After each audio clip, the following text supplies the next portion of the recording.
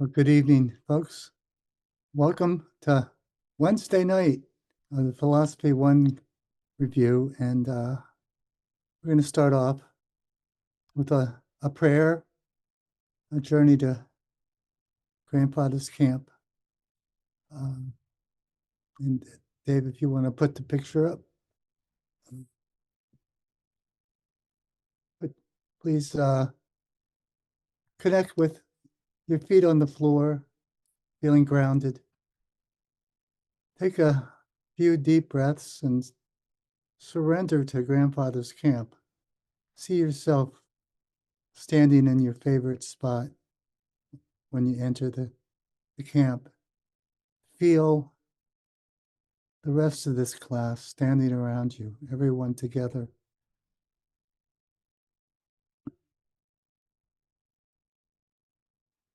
Grandfather, Great Mystery, Earth Mother,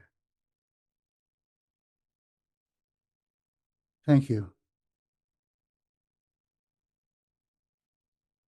You know our hearts. Please help us learn these skills.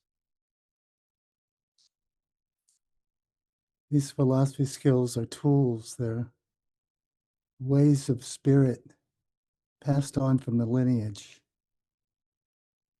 By learning these skills, we keep the lineage alive. We bring the lineage forward to the future. Bless us, Grandfather. Help us take these teachings into our hearts.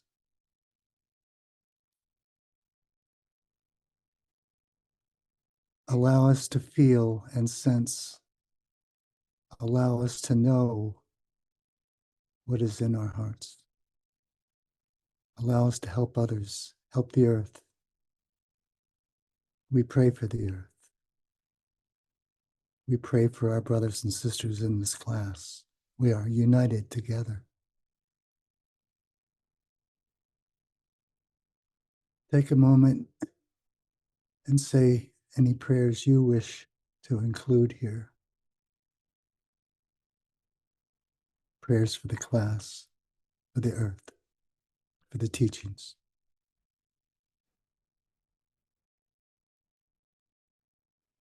Yuna.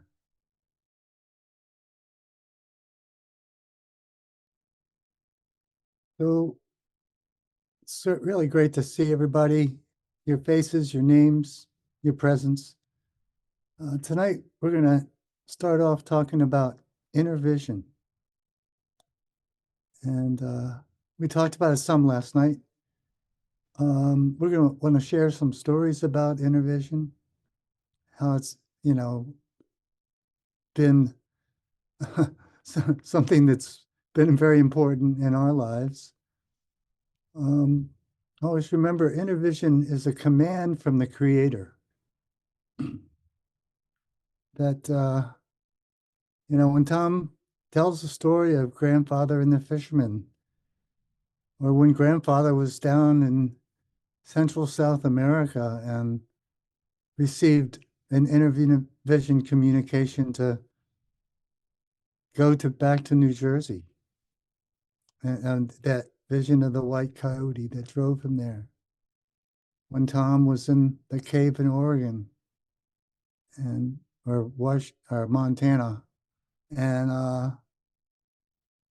got the inner vision to go back to New Jersey, eventually the coastline where he met the fisherman. These are commands from the Creator that they followed. And so how do we recognize these commands, these messages, these things that can be a shortcut and take you into the flow of life? Because when you are recognizing and following inner vision, things go smoothly. Things seem more magical. Life seems, more than mundane. And inner vision comes to you in signs, symbols, dreams, emotions, visions, feelings. Uh, I think I said emotions. But, but Tom always said that the most common are the signs, feelings, and emotions. And again, I think I was talking about it last night. Where in your body do you feel it? But then because that's like you get a thought and you get that feeling at the same time, and that's a important cue. Uh, and sometimes no feeling is a cue. And the story I want to tell has to do with not getting a release when I was asking what does this mean. Um, to set it up, I was having a birthday party for my daughter who was away at camp, but her two brothers and Jenny and I had a birthday lunch. Like, it's like when somebody's birthday in our family, they get to pick the meal, their favorite meal or whatever. So we had a meal and cake, and we had this uh, nice setup with candles and incense on the counter next to the table. And then I was going to go for a wander in the woods, and Jenny and the kids were going to go out and have an adventure on their own. Uh, so we cleaned up and blew out the candles, and they took off, and I put my boots on, and it was kind of muddy out, and I walked up into the woods, like to this place where I could go straight, take a right or a left, and I'm like, which way should I go? And I faced ahead and surrendered, and nothing. And I faced to the right and surrendered, nothing. Same thing with the left, nothing. And I was like, huh, maybe I shouldn't go on this walk. Maybe I need to go back home. And that felt right. So I'm sitting, I walk back to the house. I'm about a quarter mile away. And I'm sitting outside the back door, taking off my boots, which are now muddy. And I hear this like crack. It was this like a snap of the fingers, but louder. And I'm like, well, I wonder what that is. And I take off the other boot and go inside. And the cotton mat that we had the candles on and the incense was on fire. Uh, One of the incense sticks, I guess, had burned down into the wax. And that crack I heard was the fire starting. And at this point, the flames are only about this high, right? It's right in front of an open window. Uh, if I hadn't come back, the house would have burned down, basically. I mean, 99% chance it would have burned down. Um, because I wouldn't have been back for an hour or so, and neither were Jenny and the boys. So, you know, I listened to that thing that said to me it didn't feel right to have that adventure that I was looking forward to. And by listening, uh, I saved myself a lot of trouble and the whole family. Oh man, what a disaster. So, and you know, I knew right away it was inner vision that led me back to the house.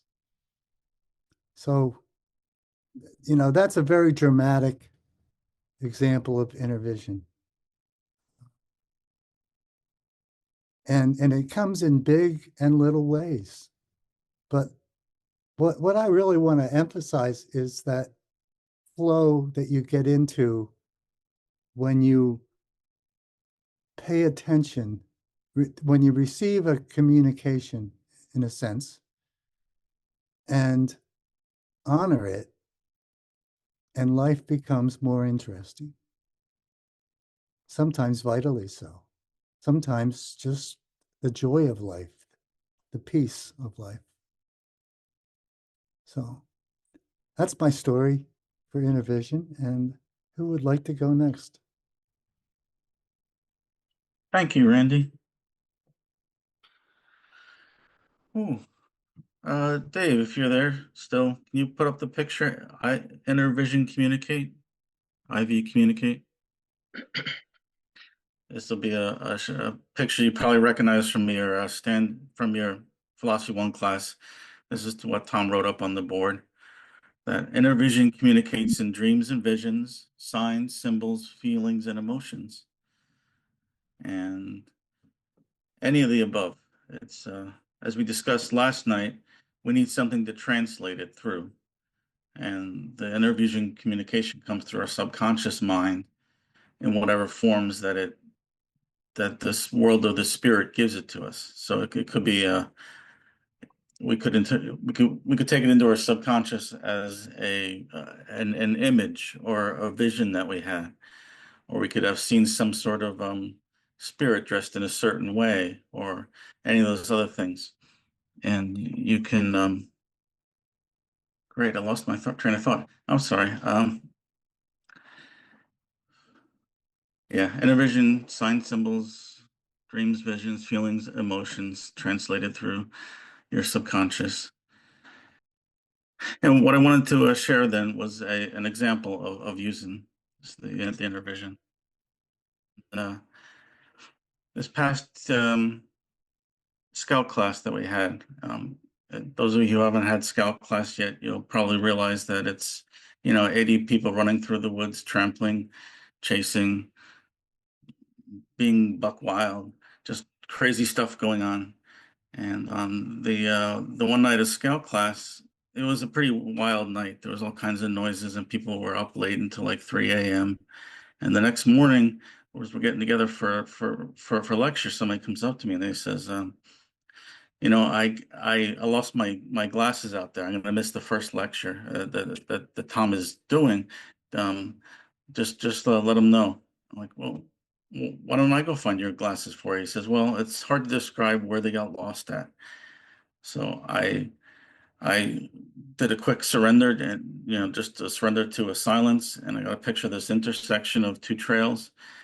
And he says, well, it's kind of hard. I went down this way, I went down that way, I got to the top of the hill, sort of thing there, and then it branched off to the right there, and it kept going. And I'm like, yeah, okay, I know where that intersection is.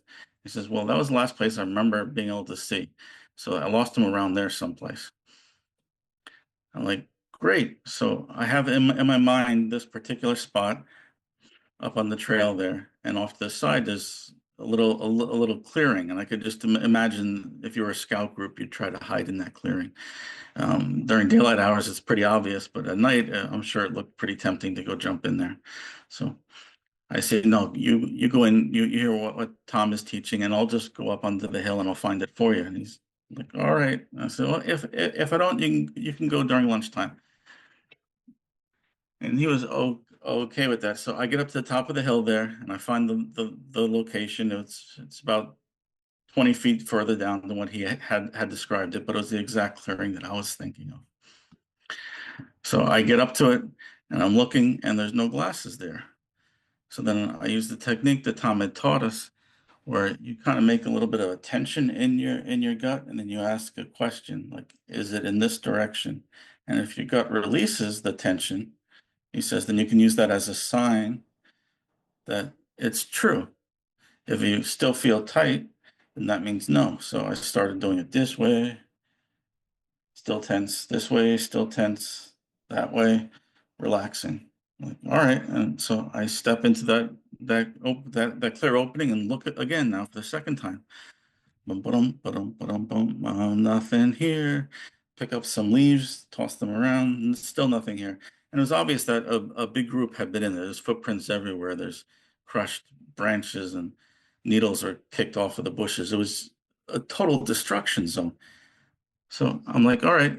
I can't find it, so I do the same thing again, thinking maybe I can limit it down to this side or that side of the little clearing there. Okay, here, here, here. And now it releases when I'm pointed back towards the trail. So I go back into the trail. And you can imagine where this is taking in the story. I go out there and my inner vision tells me it's back in the trail. I go into the trail, I go into the clearing, and it tells me it's the trail clearing. And I do it like 3 times, and I finally, I just get down on my knees and I'm looking at the tracks there, trying to figure out what in the world is going on. What did I miss? How can my inner vision be so far off? I did everything Tom told me to do, and I'm down there on my knees and I'm looking underneath the leaves. I see a little thing from a pair of glasses popping out. It was in that underneath leaves on the berm between the clearing and the trail. I thought my inner vision had lied to me. But no, I just wasn't asking the right question. And that's a common problem with inner vision questions, is that you don't ask the right question. I was just asking this direction or that direction. I didn't ask how far. I didn't ask high or low. I just thought I had it right and I went with it.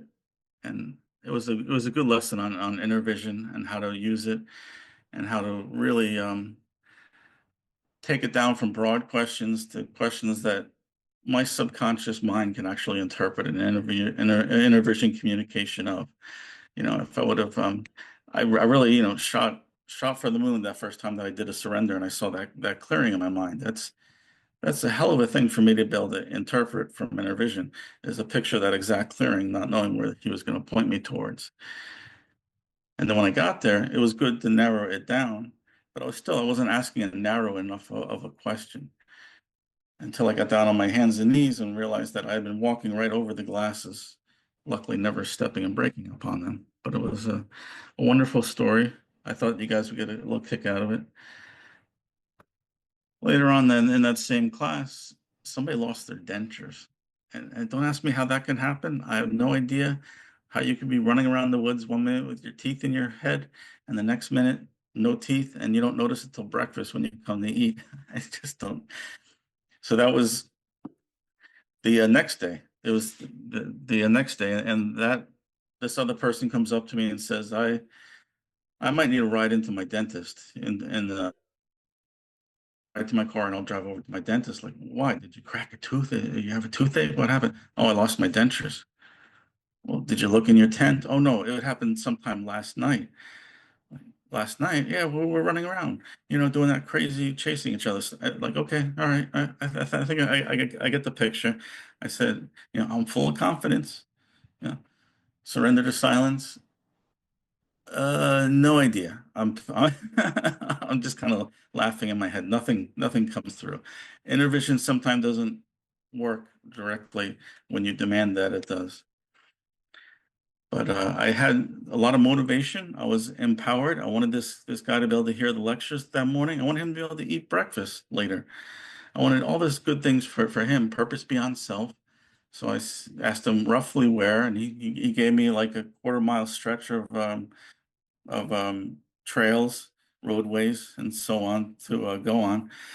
And I'm out there going this way, tension release, tension release, tension release. And the next thing I find myself is standing next to one of the instructor's cars. Tension release, tension release. What? Did he go into the car? No, no.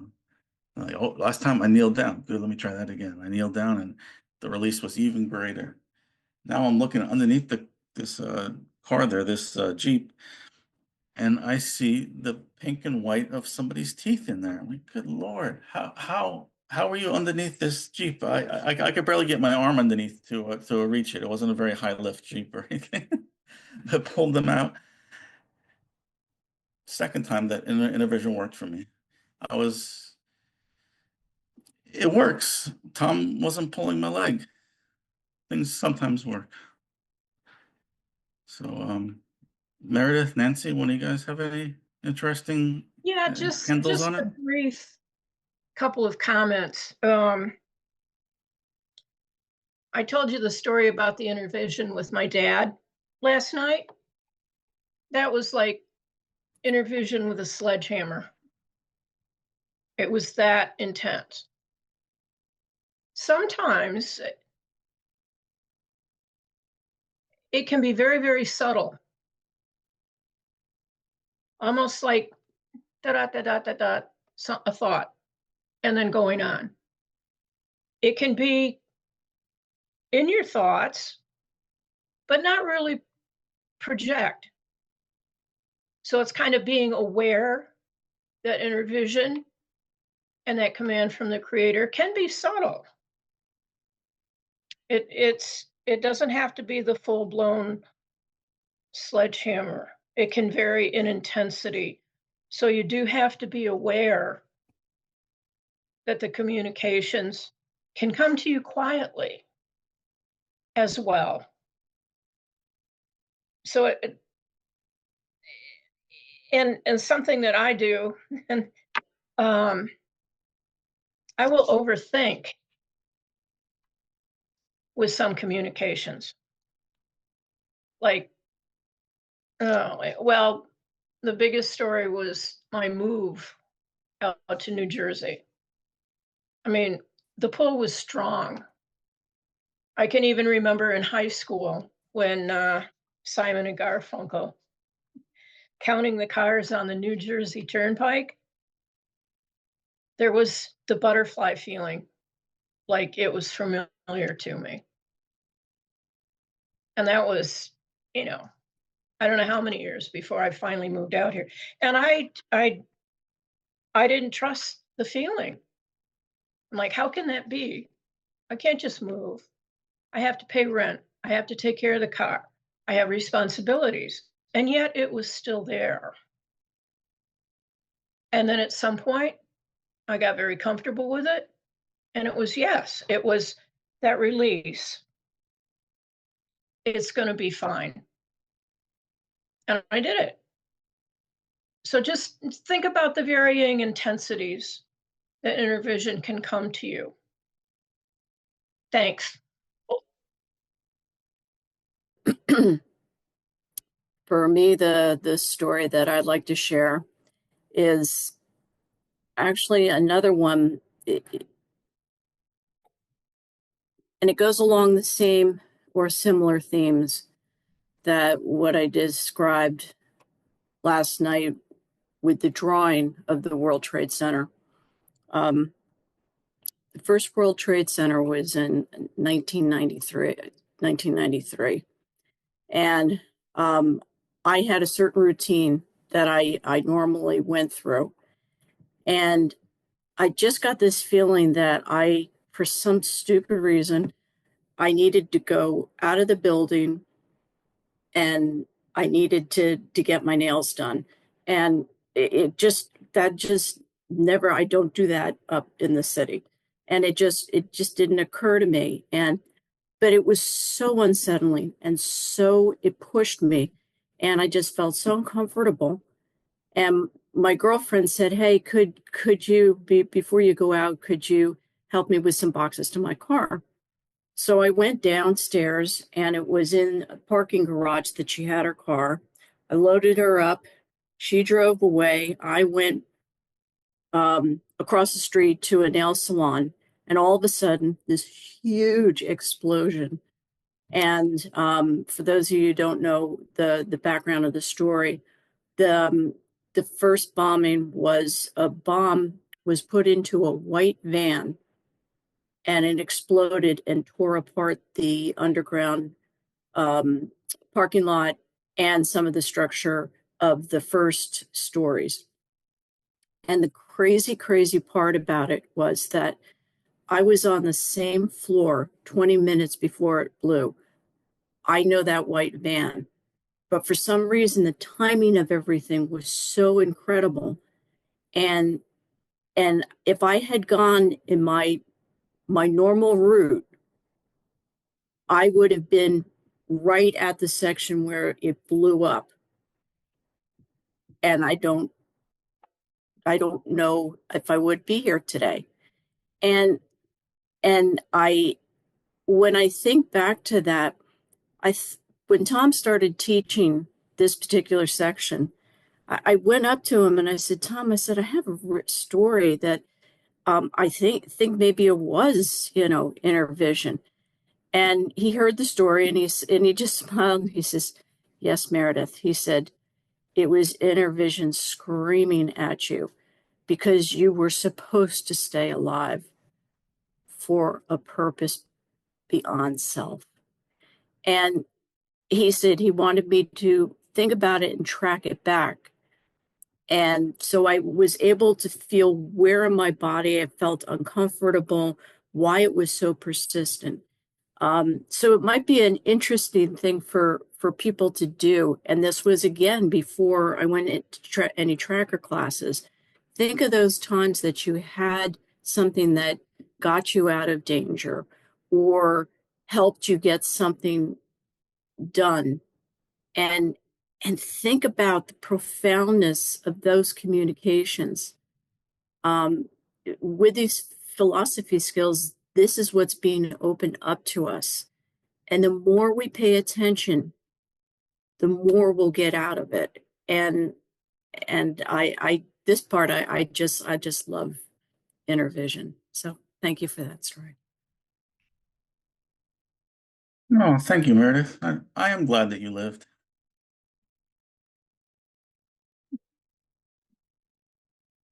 Well, I just want to take a little step back and thank the people that posted on the Minute Chat what their homework results were. Really appreciated it, Becky, that you shared some of your notes from your Phil 1 back in 1991. That's yeah, that was before I had mine, and probably was 93, I think, when I had mine. But it's just interesting to see the change in language from Tom was trying to teach back then, to how he pared it down to teach now with some of the subject matter that she was talking about, the empowerment and so on.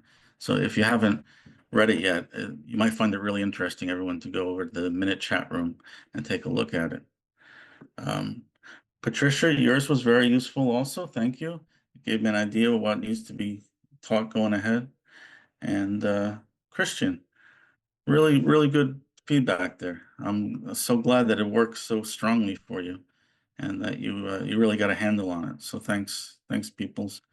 And I'm sure there's a few other people that I'm forgetting, like Pierre. I think you had some good feedback, and Zoran, um, Hawk. Good stuff there. And you asked some questions, and I hope that we get to those best practices kind of questions later on in the class. But keep asking and reminding us, because it's an important thing. What did Tom tell us to do with our lives that we can live a more meaningful, spiritually oriented life? And what did he advise the classes? What has worked for us? So hopefully we get to come back to that a little bit later in the week. But this brings us up to the next topic. So, and the next topic is about the sacred question. If Dave, you can put up the sacred quote picture. Dave is like having a Siri or an Alexa all to yourselves. A sacred question. It can be resolved with observation and experimentation. What happened here? What is this teaching me? Or as Tom put it, grandfather always said, what this mean? What this mean? What this mean? And just pointing at stuff and expecting answers from him.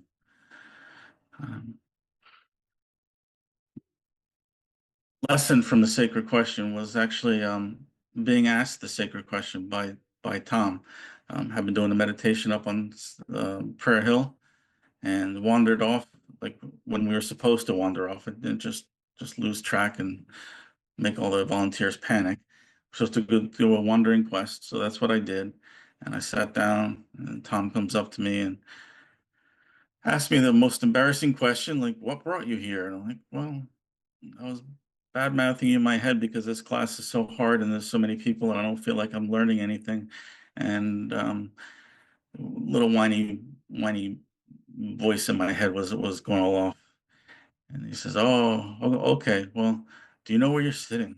Like, "Yeah, no, I don't." And he has me look down, and points to this rock, points to that rock, and he points to the tree there, and he asks me about that tree.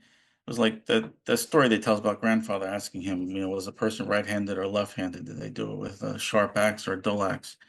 He was asking all these same kinds of questions, and I gave him the best answers that I could. Why is the depression over here? Why is the depression over there in the ground? And why am I sitting in a fire ring that still has charcoal in it? And it was just all kinds of craziness. And he gave me a few of the answers to it, and then just walked away like that. And I thought, this is the best introduction to the sacred question ever, because now I'm going to sit here for the next 15 minutes looking at every single thing he pointed at and seeing if I got it right or wrong, and how can I tell. And as we looked at before, it's through experience and experimentation. So experience tells me roughly how old a fire ring is based upon years of camping and Boy Scouts and tracker classes. I can just have a feeling if it's, at least this season or 20 seasons ago. And this was like 30 or 40 seasons ago kind of thing. And then for the experimentation part, he was asking me, what do you think this stone had been used for? It was a worked stone, a piece of a sandstone. So I pick it up, and I'm not gonna, and I see there's a wood fiber still caught in it.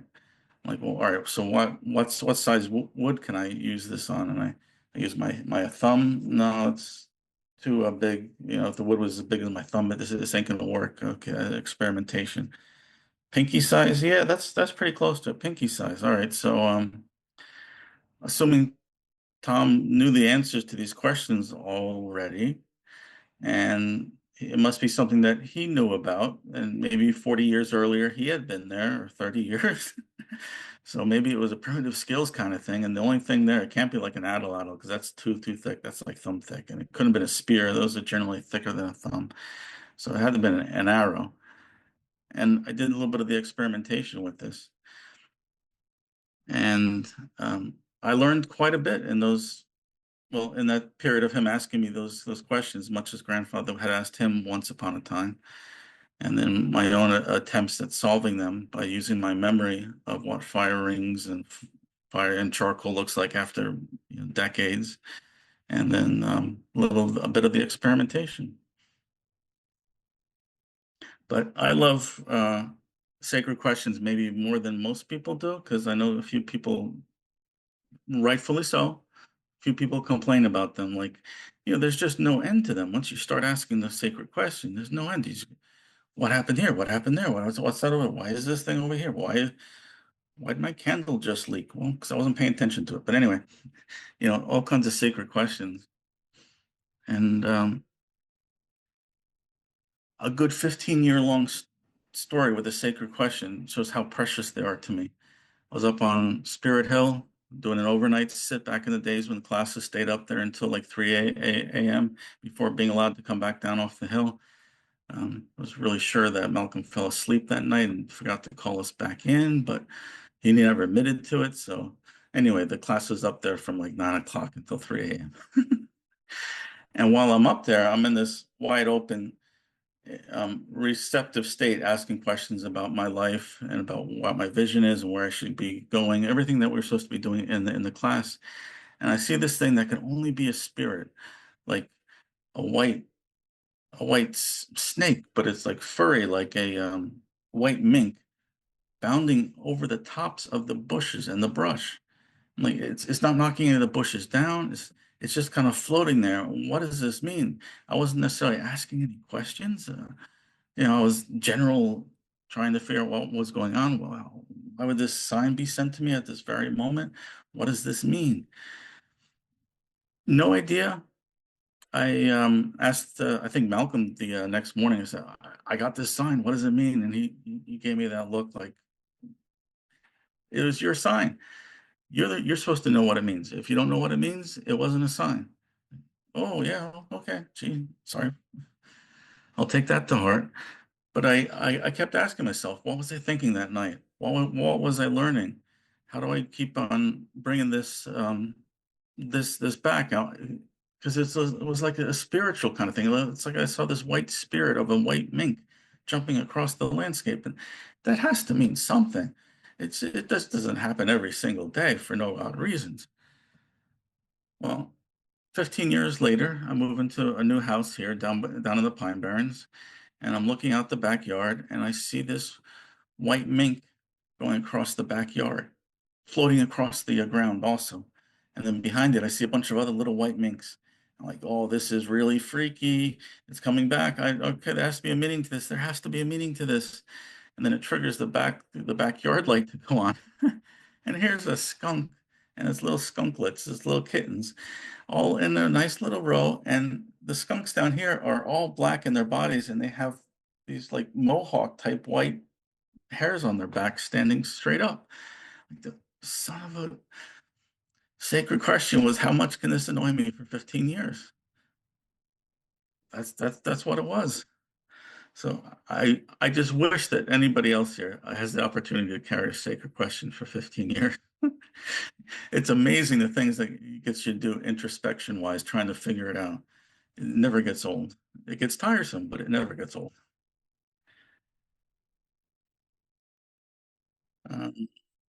Randy, Meredith, Nancy, anybody have anything to share? I found, thanks, Charlie. What does this mean? Like Charlie says, you will begin to question everything. And even my brother said, why do you question everything? I say, Andy, I'm sorry. It just, I want to learn. Like Tom had said, to learn everything. A maintenance guy will come in and work on the sink. And I want to know what he's doing, how he's doing it.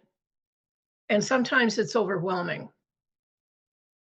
So I kind of tend to back off sometimes. One of the most profound lessons of the sacred question, and it's becoming more so now in the times that we live in, news articles or things on the news that we read or see. Tom was always pointing out a deeper meaning. Like, go beyond the headlines. Look for the deeper meaning, the sacred question. What does this mean? Sometimes it's blatantly obvious what it means. Other times, newspapers, even magazines, will bury an article and not put it on the front page, and you pick it up on, say, page 3 or 4, and it's not significant to the world, but you'll read it and know that there's something significant behind what they wrote. So it's important. The sacred question is profound on a physical sense, but on a spiritual sense, it will ask you to look deeper.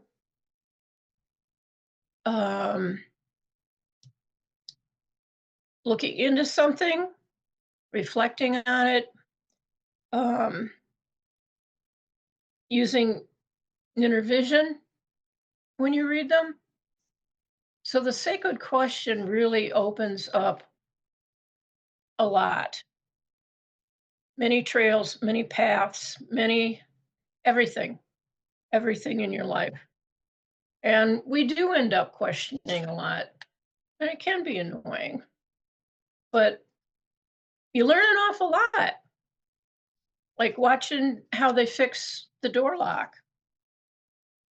How do they fix that door lock? I may need that someday. Just let your mind wander with it. Think about it.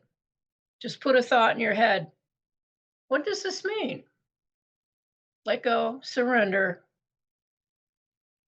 All possible.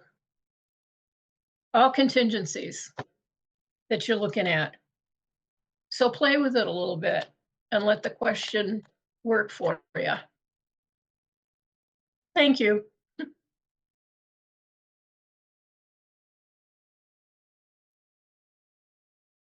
Randy, you want to go first? Go ahead. Oh, okay, sorry. Right. Yeah, you know, grandfather said that awareness is is the most important physical and spiritual skill. And so our job, one of our jobs, is to be aware, is to practice awareness, is to be aware of the environment and be, everything around you. So you learn what the baseline of an area is, whether it's in the woods or in your office or wherever. There's a baseline. And when something disturbs the baseline, it becomes a fodder for a sacred question. What happened here? What happened to this tree? That you see some limbs got broken off of um, between, morning and evening when you went by the same spot. So you have to be aware of the baseline and you have to be aware of changes in the baseline. And those are what percolate sacred questions. So, so I just can't stress enough, I guess, about um, the depth of awareness that the sacred question can lead to. It can it can lead to those answers. Oh, that was a skunk.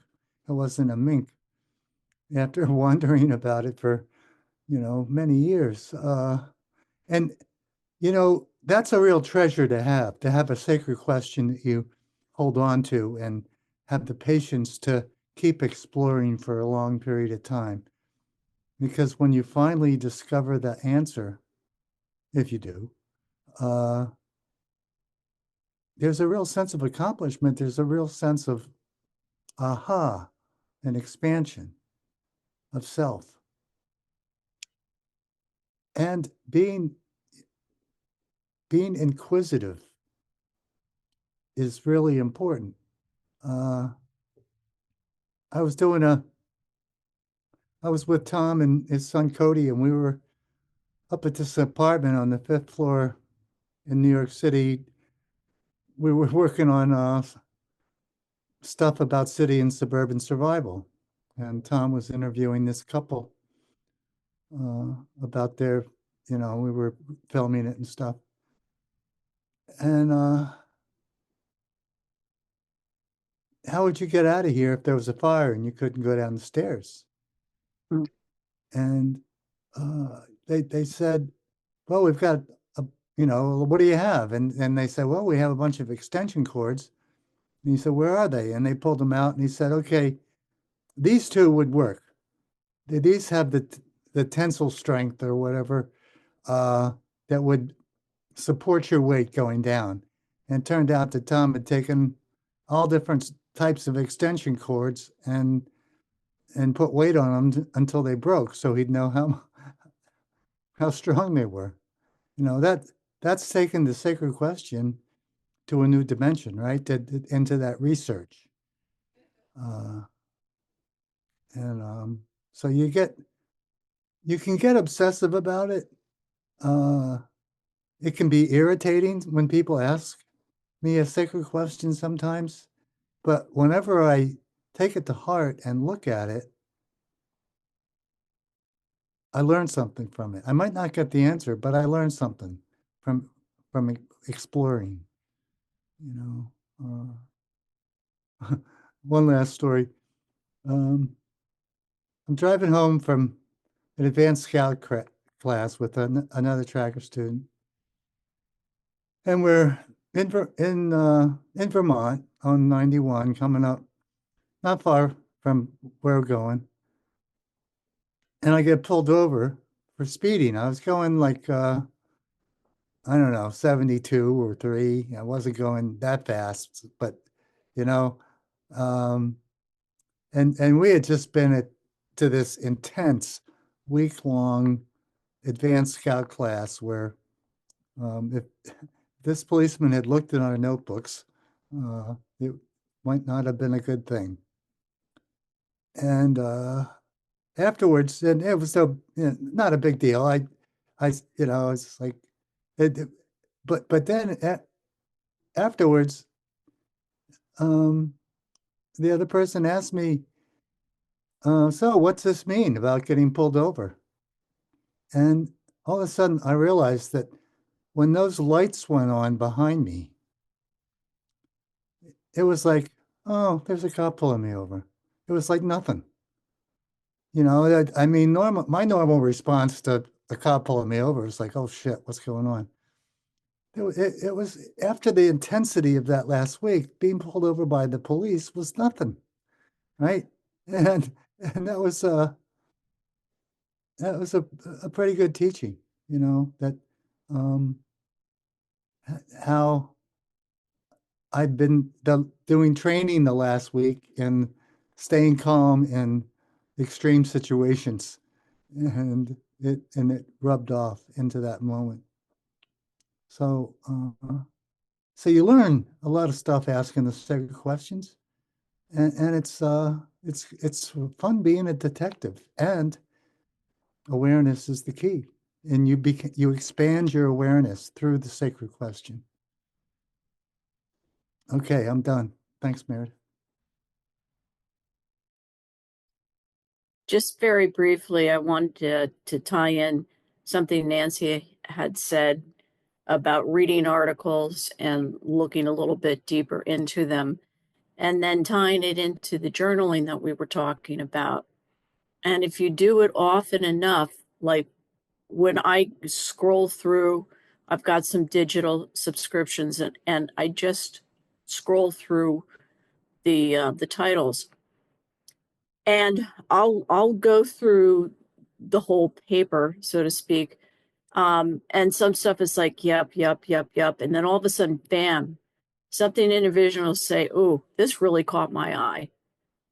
And then that's the time that I'll write it down. I do have one notebook that I write it down, excuse me. And then I start asking the sacred questions like, what does this mean? Why is it jumping out? Why is it attracting my attention?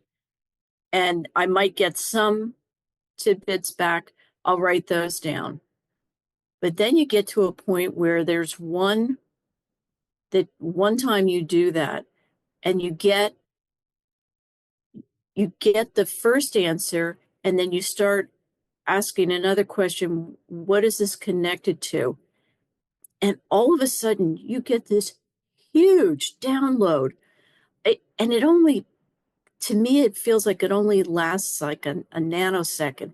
It's just like, and you can see, holy cow.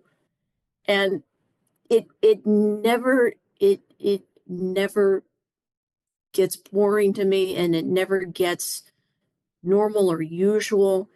I get super excited, but then my brain jams up because I got such a download. But then I know that even in the physical, if I didn't think I got it all, on the spiritual, I did get it all. So because of that, then I will now take that plus some other things and just write them down.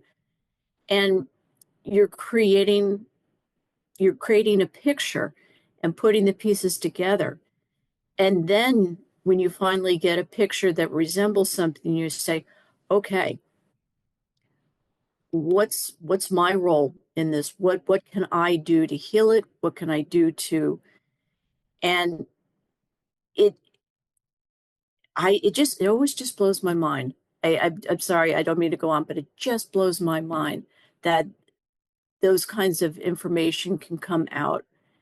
And I just encourage everybody to do it as messy or as cleanly as when journals and puts stuff together. Never get discouraged. Thank you. Oh, thank you, Meredith.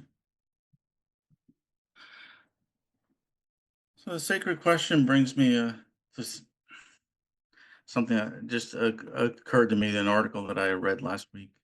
I'll be short with this, so yeah. Anyway, the Scientific American magazine, really fun to read, all kinds of stuff. They do stuff on psychology and psychiatry, and they did an article on the aha moment. And I instantly thought, oh, inner vision. And then they said, well, the difference between a intuitive aha and a reasoned out aha moment is different. Different parts of the brain light up on a functional MRI between the intuition going off and the 5 + 5 divided by 3 long form math problem you do and your head goes off. But then they both switch to a place where the brain recognizes it as an answer. So the aha moment comes to it no matter if you do the reasoning out portion or if you do the intuitive portion. Our brains actually have a portion that recognizes an aha moment, like, oh, I have the answer. This is wonderful. So I know that to me, it just fits in really well here. And I encourage everybody to go read the article. I posted up on the chat room. Not right now, though. Wait until tomorrow morning. This brings me to the concept of yeah, Dave. So all right, I don't really want you to read my notes here, but this is part of what Tom taught us about the rebounding and the long form interpretation. So if we go back to my story about the skunk, long form interpretation, I should have done, and eventually did do in another class, but I should have done in that moment, listed everything that made me think about the skunk, this and this and that over here. So yeah, at first, white winged buffalo, no, whites, mink buffalo, no, white mink. Oh, nothing. So I would write 3 or 4 things down there. Then, my life should be run like a white spirit across the bushes. So I write that down until I get like 10 different answers. And then I look at it and I say, inner vision wise, does this one speak to me? Number one? No, definitely not white winged buffalo. Does this one speak to me? Live your life as a spirit in the bush. No, that one doesn't. Until you get down to like 3 or 4 of them, and then look at those 3 or 4, and if it makes sense as a compact unit, those 3 or 4 of them that you have written down, then you can try to find a storyline through them. If it doesn't, then you can look at those 3 or 4 and try to narrow it down even further. You can say, does the first one make any sense to me? Surrender to silence. No, first one, no, that was a mind fart. It doesn't have anything to do with this.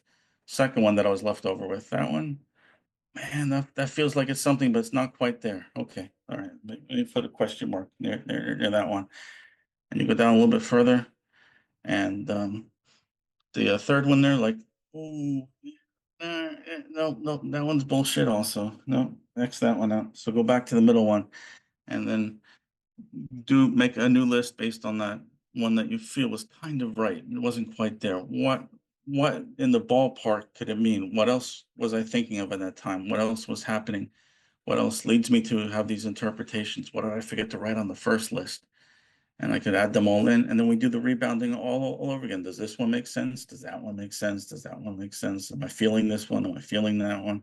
All up and down the list. Am I feeling this one? Am I feeling that one? Until you get down to a point where you either have the answer or at least you have like a storyline to tell you what the answer is leaning towards. So one of the important aspects of it is that you really need to manifest a need, a purpose. Tom sometimes calls it, what is your personal vision? What is your need? What's your purpose? Why in the world are you asking this question? Why is the answer important to you? If you can't come up with a reason why it's important to you, in my experience, the world of spirit does not give you answers. You have to have some sort of pressing need. You have to have worked on it. You have to have,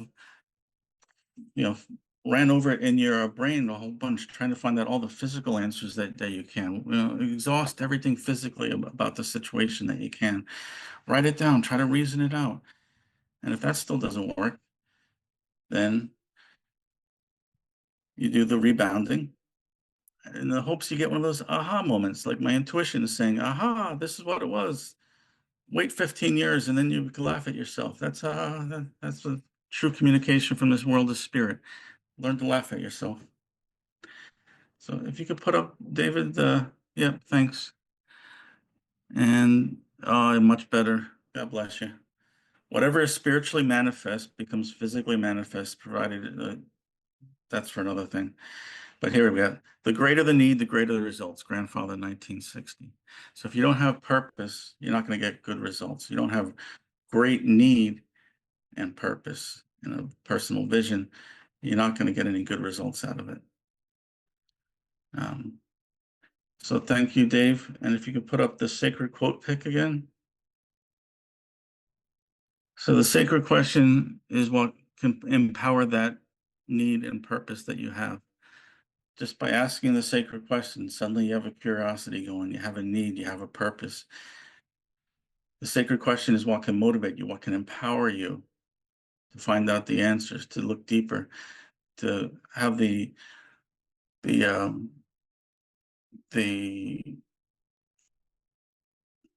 courage to ask the world of spirit for an answer. Because I know that I'm not always all that brave when I'm asking the world of spirit for answers. Sometimes I feel like my questions are too stupid. But if you have a strong need, a strong, important need, then the world of spirit's there to work with you. You always get some kind of an answer. Even if you don't understand it at first, you always get an answer. All right, so what I would like you to do now is a short exercise. I want you to think of a sacred question that you've had in your life, some event that had happened, perhaps a dream that you had, perhaps a spiritual communication, some sort of vision that had come to you. And I want you to do a long form interpretation of it. So in this case, skunk, white wing and buffalo, nope, nope, nope. Frosted Cocoa Puffs, nope, nope, nope. Down the list. But make your list. Make it about 10 things long or longer, even if you want to. And then do the rebounding. Is this one important? Is this one important? Is this one? Until you can find either a theme or the answer. Relying for that aha moment, that intuition to pop out. So this is combining the physical exhaustion of all possibilities along with the aha moment, the intuition aspect of it. So we'll give you 20 minutes and include a bathroom break in there somewhere. But now I need the bathroom, so I'm hoping that you guys also can make it. So 20 minutes, Dave, and post some feedback when you get a chance. Thank you so much.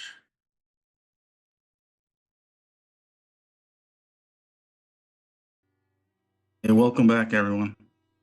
Good to see you. Thank you, Dave. Wonderful music choices, as always. So thanks for your feedback. Vinny, holding a question for a long time is quite a gift. And Elizabeth, you're very welcome. I'm glad that it's working for you. Eric, I'm happy that you got answers. And Christian, those are some good results. Rhonda, you got a partial feedback to it, but I think that you're in the right direction, as you were mentioning. Eve, it's an interesting start to your rebounding. And Sarah, those new insights, that's really exciting that years later you can get a new insight into something. As long as you keep walking around with the question, the sacred question, keep going with it. And John, yeah, I've had that experience where some sort of feedback to one question answers another question. As long as I'm there seeking answers, sometimes the answers come unexpectedly. So anyway, Randy, can you start us off on the next bit? Yes, we're going to talk some about signs and omens. And a sign is a communication that can come unrequested or it can come requested. And in my opinion, there's unrequested signs from Earth Mother happening around us when we're in nature all the time. We just have to be present and aware and picking up on them, not locked into our tunnel vision. Um, and it's really interesting how um, signs can be a confirmation or an affirmation of a path you are on. And I don't mean path just literally walking a certain direction, but paths that you're on in your life, that you're on, the things that you're pondering. You know, you might have taken something into the long form, trying to figure it out and be thinking about it and, feeling like you're getting closer. And then something happens that draws your attention that seems to connect with exactly your train of thought. And it's like saying, yes, yes, go on, go on. So I call those affirmations. And I had a conversation with Tom one time where I said, you taught us about signs and omens. And I said, a lot of times signs to me are affirmations. It's like saying, you're going the right way, keep going. And he said, yes. And a lot of times that's a lot from Tom, right? That one word can be a lot, could be a lot. But then in this 3-part class that Tom ran quite a while ago called The Promise, he taught requesting signs. And I wanted to talk a little bit about that here. Before you decide, oh, I'm going to request a sign. I need a sign to clarify the direction I'm going. You have to have done the research. This is not a willy-nilly kind of thing. It's if you're going to go to the creator with a question, it better be well thought out. It better be not silly. It better be something you need. There better be a purpose beyond self. Uh, and then it's kind of a last resort. And when Tom taught this, he said grandfathers said it was really a good tool to use. When you need it, use it. And then Tom said, but I'll never request a sign because to him that would signify not being not wanting it enough to find it out for himself.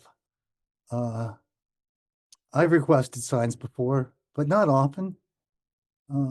But I do experience the affirmations a lot. Omens are like the heavy duty category.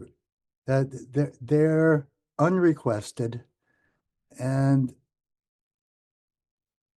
when something happens, like when you encounter an omen yourself, or sometimes it could be that group of people that you're hanging out with around the fire. But if when that happens, you know what it means, and when you receive an unrequested sign, if you don't know what it means, it might not have been a sign. You have some intuitive, immediate connection when you experience a sign. And the signs can come in so many ways.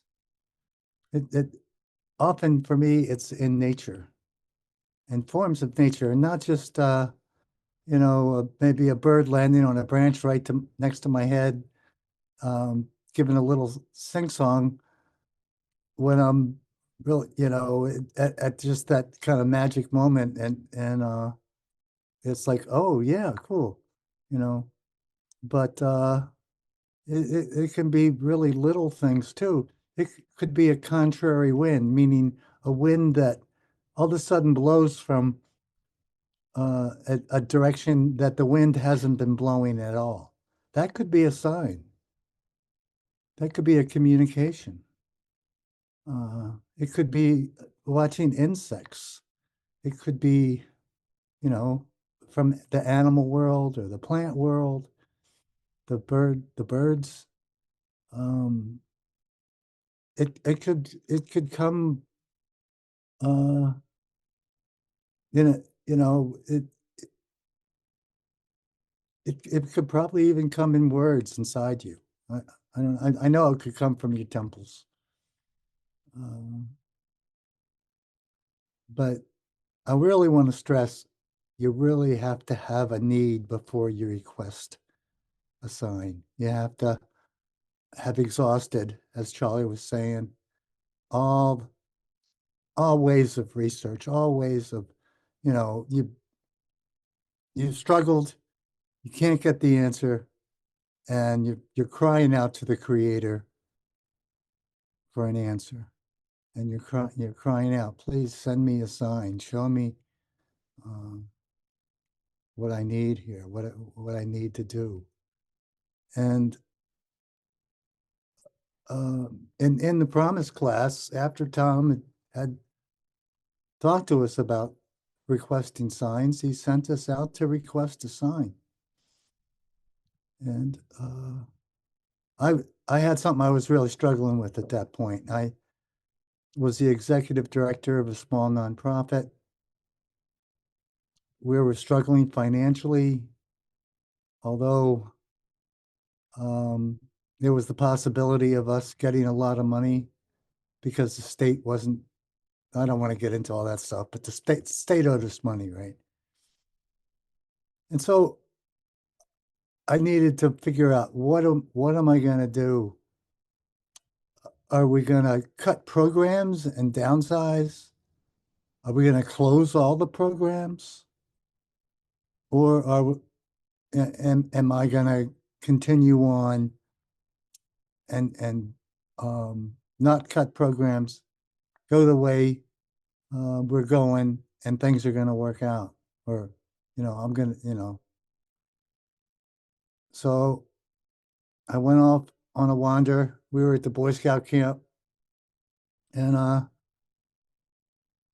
wandered down toward that swamp there and was attracted by this really tall pine tree, a real old one. Maybe the trunk was 1.5 feet, 2 feet, 3 feet. Well, I don't know. It was a big pine tree. And I'm drawn to the pine tree, and I walk up close to the pine tree, and I'm looking at the bark and how that all the bark fits together. And all of a sudden, I see this beetle crawling up the bark. And I go, oh, and I think this could be it. And I go, if the beetle crawls to the left, that would mean shut the program, such some programs to the right, close the program. If it goes straight, to steady, keep steady. And I sat there and stood there in surrender and watched this beetle, and it kind of would waver this way a little bit and then waver that way a little bit, but it kept moving up. And I felt a release. I felt like, okay, that's the answer. I'm not giving up, damn it. I'm gonna uh, keep going, do my best to keep these programs alive. And then I had that thought, and I looked back up to see where the beetle was, and it was gone. It must have flown off or something, but it was like, like it hadn't been there. It was that was interesting to me. And uh, and the sign directed my actions. And for the next 6 years, we kept the program going really well. And then the board chickened out and said, we're going to close the program. They didn't believe we were going to get paid by the state. And that's when Sandy happened. And I came after Sandy, and happened. And then the board had made this decision to close the programs on January 1st. This was in the fall. I was at a class at the Boy Scout camp, and I went over to that tree that I'd received the sign from, and Sandy had knocked it over. So the programs were leaving, and the tree that had helped give me that sign had been knocked over by the storm. I felt a connection about that, so I wanted to share that. It's amazing how this stuff works. But I think if anything, look to nature. But the point I want to make is look to those things happening around you in nature, because there are always messages for you personally. And the more open you are to seeing them, the more in the flow of the moment you become, the more you're going to be aware of and embrace those signs around you. Yeah. And over to you, Charlie. Thanks, Randy. Yeah, want I to have share a briefly. story. Oh, sorry. Nancy, you look like you have a better story. Go for it. Oh. More than just a story, and all these stories are coyote teachings. I'm just going to say it right out front now. There's a lot. I think, how did Tom say it? Not from the belly of the coyote. So anyway, I debated about taking a class. This was very early on. I had flown from Michigan for a philosophy class and got home, and he put one up called The Ultimate Class. Simple. I struggled. Should I take the class? No, you were just out there. The mind took over and started arguing. And I knew better, but it went on and on. And I lived near a state park and went over huge amount of snow. And so I'm just going to go for a walk. So I walked. There's this beautiful trail, just a path. Up over my knees, the snow was almost thigh deep. And I walked out in that snow, quiet, and stood in that snow and put my arms up. And I just said, should I go to this class? Instantaneous, yes. And it wasn't like even a voice, it was a feeling. It was interpreted as yes. So it was a yes. And I'm like, whoa, okay. And I don't usually ask for signs, a little stubborn like Tom. But I have. That was a very potent, heavy, almost physically manifesting voice from the creator. Another time, another park in Michigan, very, very depressed, very sad, upset, family. Should I even freaking go on with this? I just didn't know what to do. I was ready to chuck it all. Very bottomless depression, that one was. And in the flow of the thoughts came the words, should I even continue to do this? What does this even mean? And I looked down and there was this very small skull on the ground. And it literally blew me away. I hate that phrase, but there it was. So in one instance, the call for a sign came back like a sledgehammer. And the other instance, it came as something very, very small. And had I not been aware and open, I probably would have stepped on it, that little skull, and never got an answer. So literally, I'm just saying it can come big, huge, or it can come little teeny tiny. So that's what I wanted to share with you. Thank you. Well, thank you, Nancy. As Randy mentioned earlier, an omen is an unrequested sign.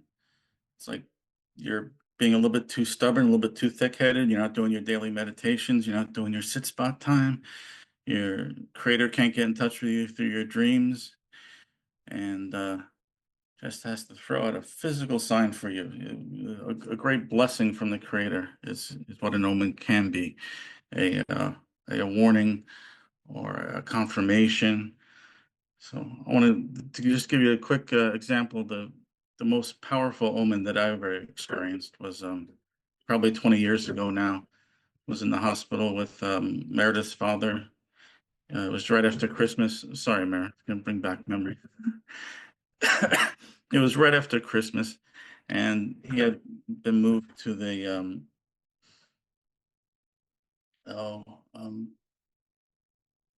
the wing of the hospital where you're not supposed to be leaving Hospice. afterwards. The hospice. Thank you. Hospice. So sometimes words don't come to me. Anyway, he was moved to the hospice care, and we had got him all settled up in the hospice room, and he was all cleaned up and unconscious, and Meredith and her brother were there. And it was about 1 o'clock in the morning, and I decided that I was going to go home. The nurse had said, this could be hours, this could be days. It's hard to tell when somebody's passing, but he wasn't going to make it. And he had lived a nice long life and was a great man, really wonderful guy. But anyway, so we're up on the 6th floor. I go out onto the elevator there. I go down to the 1st floor where, sorry. I go down to the end of the hallway where the elevators are, because the other elevators closest to the room had an out of order sign to them. I get down to the next bank of elevators, and I look back, and there's this little old man wearing a tweed jacket and a pork pie hat and a suitcase in his hand, standing there, and steps onto the out of order elevator. And I look back, my elevator comes, and I'm the whole ride down, I'm thinking, this is weird. This has to mean something.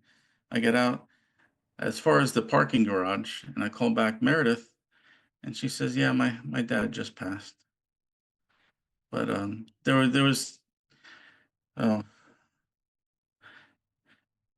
anyway, it was out of context. At 1 o'clock in the morning, there's nobody checking themselves out of a hospital. How many little old men with pork pie hats can you see on one floor, on the floor that's the hospice care?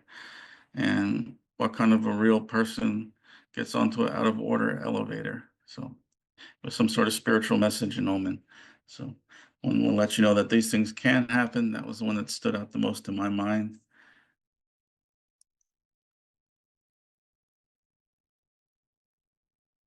Just as an addition to that, Okay, go ahead. you were saying that you were going home, but you were being hesitant about it, and you knew that was a sign of something, and that was an omen of something, and then that was a communication to you. So instead of going straight home, you just drove around, and then about 20 minutes later, I called you and said he had passed, Oh, instead of okay. you driving all the way home. All right. Thank you. 20 years is a long time, but I remembered the omen part. It was a rough night. But I think that we've heard about signs, and if you're going to ask for a sign, you need a needful reason, a purpose, a strong purpose, an extreme need, perhaps. So we're going to do an exercise now, and I want you all to find a needful question. the more important the question, the better. The less complicated, the better. And ask for a sign from the creator. Now, if you're going to put restrictions on it, like, yes, the beetle goes right, or no, the beetle goes left, that's a hard one sometimes. When Randy got real lucky, that was a strong message that he got. I haven't had quite as much luck with that. And Thomas said something similar to me also, that the best questions, the best requests are the simplest ones. Say, like, I plan on doing this. Is it a good idea?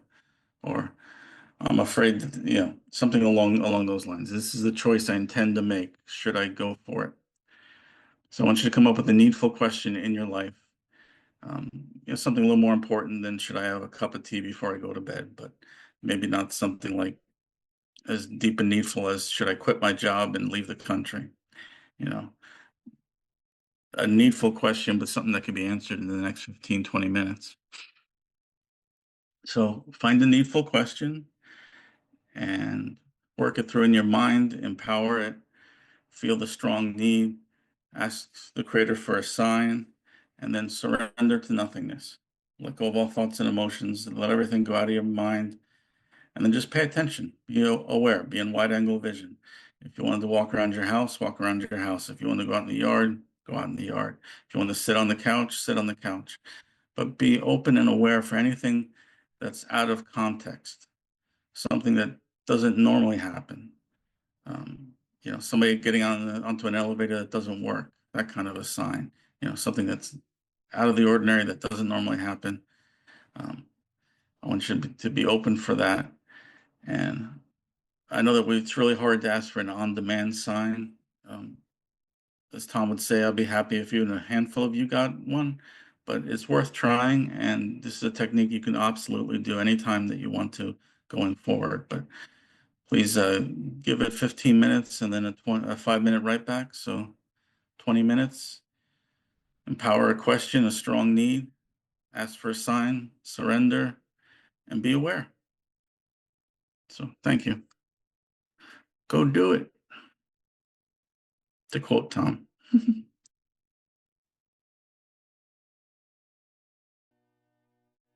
Responses are still coming back. It's amazing, some of your replies.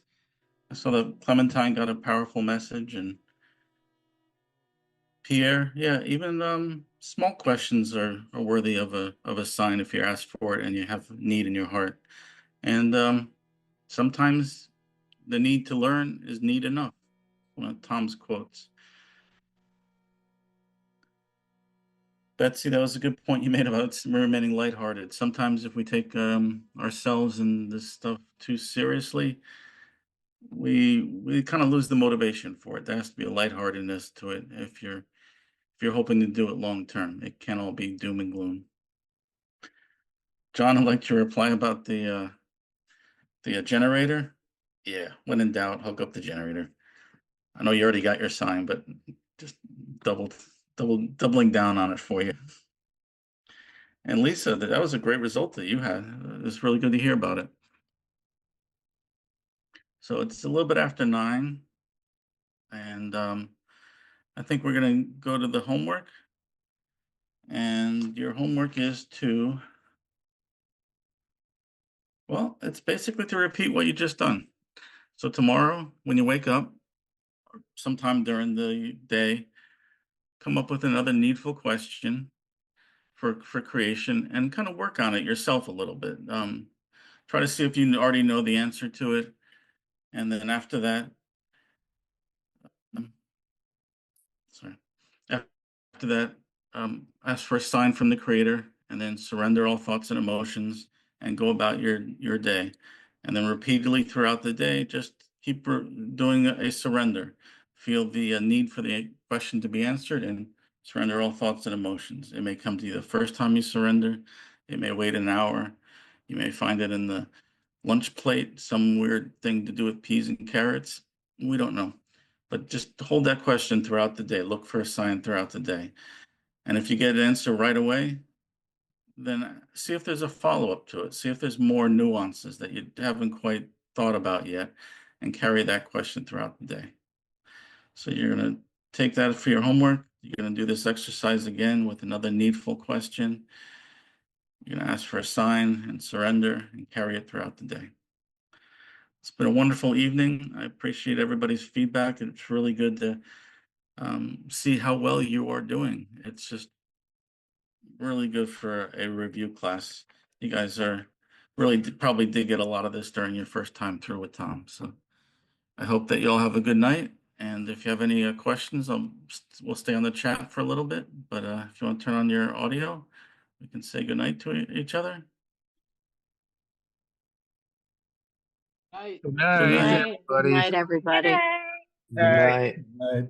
Good night, Good folks. night, everyone. Good night, everyone. Thank Thanks, you. everyone. Thanks, all. We will see you tomorrow night. Woohoo. Oh, yeah. Good night. Thank you. Forward Good to night. it. Thank you very much. Sleep well. Likewise. Thank you. Fun not to leave, you know? I was waiting to see if anybody had questions. I was going to listen. I don't have any questions, though. I got lots of questions. And tomorrow's another day.